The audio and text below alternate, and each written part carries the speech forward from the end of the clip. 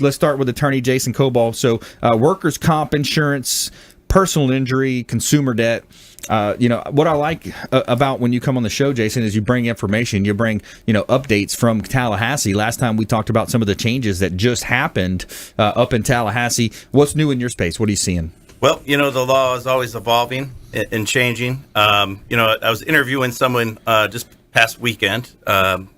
Still had a job, work during the week, so I had to meet with him on the weekend, injured at work. And one thing that people don't realize, he's like, well, what's the other side going to say when we sue them? Mm-hmm. When you get hurt on the job in the state of Florida, you get thrown into the workers' comp system, whether you like it or not. So I'm not suing anybody. I'm merely an injured worker's representative in a system that by law, they have no choice but to be in. And my job is just to get every benefit they're entitled to under the law. So even though the case, if you look at a case that I file, say the injured worker's the claimant versus the employer carrier, it's not a civil lawsuit. Like, for example, the other areas of law I do, like a slip and fall or motor vehicle accident. So workers' comp, everyone who works should be aware of, because you never know when it could happen to you. Right. And if it does happen to you, always get an attorney, especially if it's a serious injury. Yeah, and there's time perspectives in there as well with certain, auto accidents. You get into an auto accident, it's a 14-day rule. Yep. Is that right? Correct. Yeah, if you want to get $10,000 in PIP, you have to see an MD who needs to confirm your injuries within 14 days of the accident. Otherwise, you only get $2,500. And PIP is the personal injury protection. That's the first $10,000 in coverage for medical benefits and lost wages. And even in workers' compensation, if you get injured, you get an accident, you feel you're injured, you have 30 days to report that. You have a little bit longer for a repetitive trauma or an exposure type case, but for a regular case, it's 30 days. Report it to your employer. Now, they don't always do what they're supposed to, but as long as you report it to your employer within 30 days, you did what you had to do, and then come see me, and I'll take care of the rest. Right. Yeah, reaching out to Jason Kobal, Attorney Jason Kobal here, our legal analyst. The changes in Tallahassee, we talked recently about some of the school shootings and the different types of changes. Can you refresh my memory on that one? What was that one again? Absolutely. There was a very big change. I was very happy about it, actually. With the school shootings, and it's not funny, but it was actually started before the Parkland situation. And then after that happened, things moved really fast and everything got approved real quickly. But what it was is, previous to this change, if you had a psych injury, like say PTSD was your claim, you couldn't have a claim unless there was a corresponding physical injury. Right. So if you take, say, like an EMS worker who goes to Parkland or to an active shooting situation, sees horrific things, but never has a physical injury, they're going to have PTSD. But if they didn't have a physical injury, under the law, they got nothing for workers' comp. So that's been changed now to where you can get a claim for PTSD or a mental injury without a physical injury if you're one of the qualifying employees, like an EMS worker or someone who's responding to that type of emergency.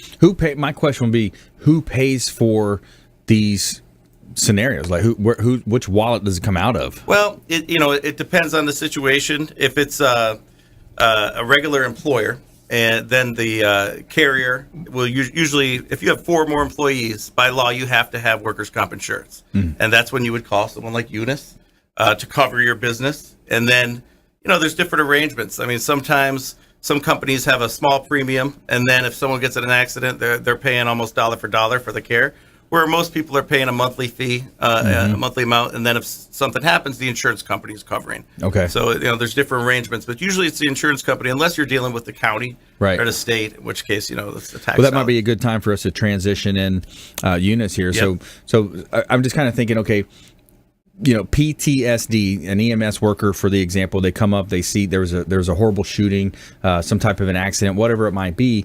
I'm just thinking, is it coming out of taxpayers' dollars? Is it coming out of the insurance company's dollars? If it's on a school, I mean, what are the considerations there? And I'm just kind of understanding, who would be paying, who's picking up the check for that? Well, workers' compensation is insurance, and an employer puts the money towards that insurance. For example, I in my office have to pay a monthly fee, and I do it through my payroll service.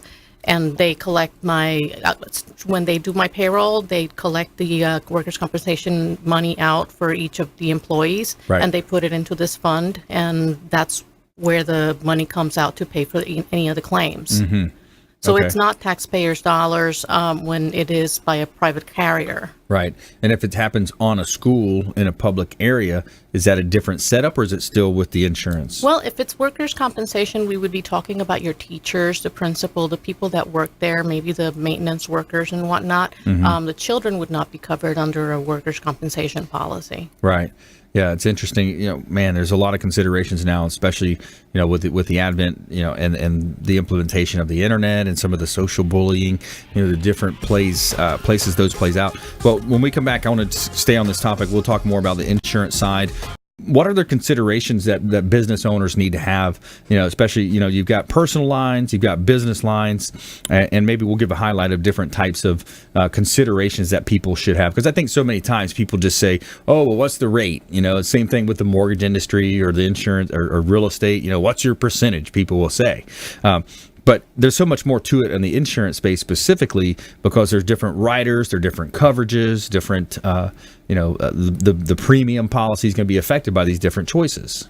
Well, in the case of workers' compensation insurance, there's the NCCI, which is a regulatory authority that actually promulgates the rates that each business is going to pay based on their particular experience. Okay. So this is very much experience-based. Okay. So if you have a company and you've had a whole bunch of losses, all that information gets sent to the NCCI, and they calculate what rate you're going to pay for the next year. So really, it gives the business owner incentive to maintain a good safety program, Right. and to make sure that everybody's doing the right thing so that their workers' comp rate doesn't go up. Now, I wanted to talk a little bit about the medical benefits that every employee is entitled to Yep. when they have a workers' comp claim. And they have to go to the doctor that is selected by their employer or the insurance company. They cannot go to their own doctor. That is one big problem. That's one way to keep the rates down. So they have the right to have all authorized medically necessary care and treatment, including doctor's visits, hospitalization, physical therapy, laboratory tests, and anything that they need, including mileage reimbursement for their cars and transportation when they go to these appointments. The death benefit is $150,000 and $7,500 for funeral expenses. So, and if they have loss of wages, the maximum loss of wages per month, I believe, is $917. Is it per month or per week? No, per week. Per week. 917. Yep. Yeah. Yeah. So it's interesting, when you look at that, it's the medical benefits. So one of the problem areas you're saying from a legislative standpoint would be the doctors have to be selected by the insurance company. Is that an issue? Do you see potentially with the industry? I'm just thinking competition It is wise. for right? my line of work. Yeah. It drives me crazy, but that's the way it is. Right. I mean, and I have clients that go to doctors that are authorized through comp, and then they see the same doctor on their own, and Right. they get different opinions. So That's it's a right. little frustrating. That's right. We talked about that last time a little bit, I think. But anyway, I didn't mean to interfere. Yeah. No, that's Yeah. I appreciate your comment. Yeah, and that's what it's about, kind of open dialogue here with the show. We want to help our listeners out there understand, considerations that they might not even be considering. And so it's interesting. You said it was promulgated fees. A lot of these different types of fees are promulgated by the NCCI. What is the NCCI?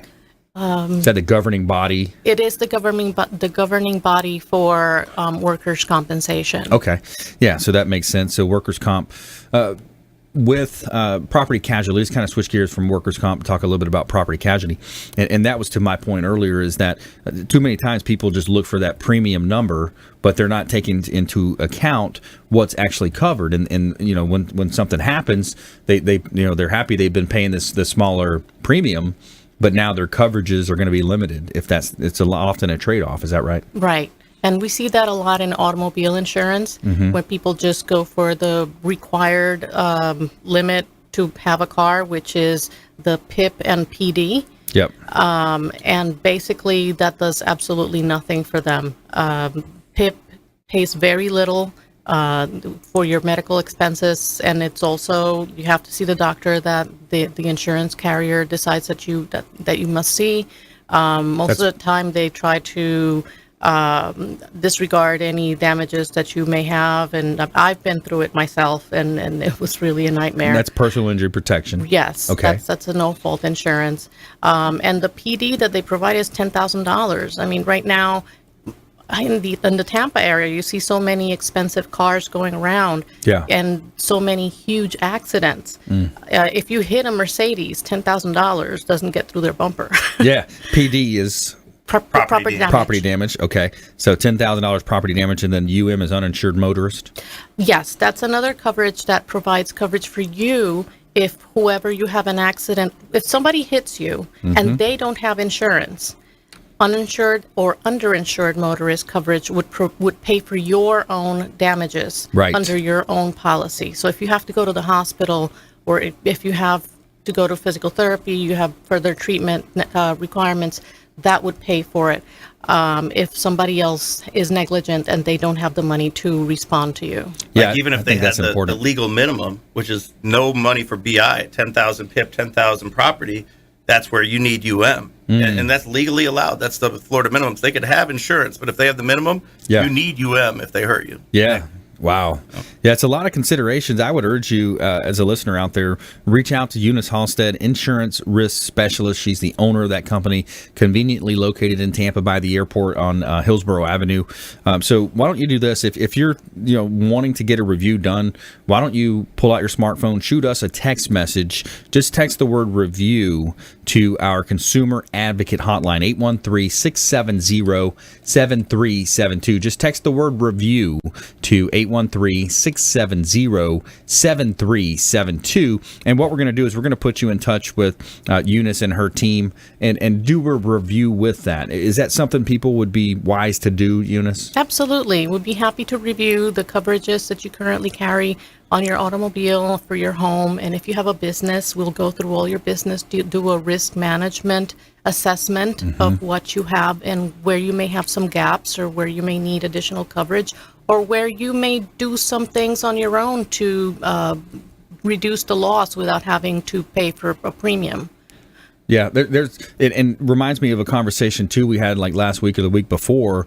We had another attorney friend of ours, attorney Martins Amudia, with the U.S. Centers for Immigration. He was really beating the drum of the risk that a lot of employers are, especially in certain agriculture or where it's maybe a little bit more prone to migrant workers or folks like that. But if they don't have an I-9, he was just really beating the drum on that they're opening themselves up for potential fines, lawsuits, all types of, retribution type scenarios. But yeah, so there's a lot to think of, especially these days. That's why we work, talk about, Patrick Morades with the PEO, firm type of a scenario. You mentioned the payroll company does your benefits, but there's so many laws and things, and if you miss one thing as an employer, boy, they're going to come after you. Absolutely. And you're in trouble. Yeah. They could take your business, they could take your home, they could take your assets. Yeah. Yes. Could lose everything that you've worked so hard to achieve. That's right. So it's time to be diligent. It's time to sit down. And these are free reviews. You're going to be able to sit down with them, go over what's in the policy. I know with homeowners insurance, it gets confusing for people sometimes because if wind causes the event versus water rising, so you're talking about a wind event versus a flood event. There's different things to think about when it comes to that as well. Yes. And I'm very happy to go through every single one of those issues with you and explain how each one would affect your policy and how each one would pay out. Because remember that the homeowner's policy does not cover flood.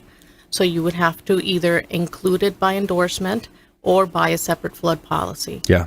And then if you're renting, you don't have, a lot of times you don't have any kind of coverage for your contents for the walls in, an HO6, I think it's called, right. for if you're a renter's policy, or even if you're in a condominium, you want to have that policy to cover your contents, your electronics, your valuables, your jewelries. Yeah, and renters' policies are really inexpensive. So if you're renting and you're not covered, you really need to think about it twice because they're really inexpensive. Excellent. ConsumerQB.com. All of our expert contributors are listed there at ConsumerQB.com.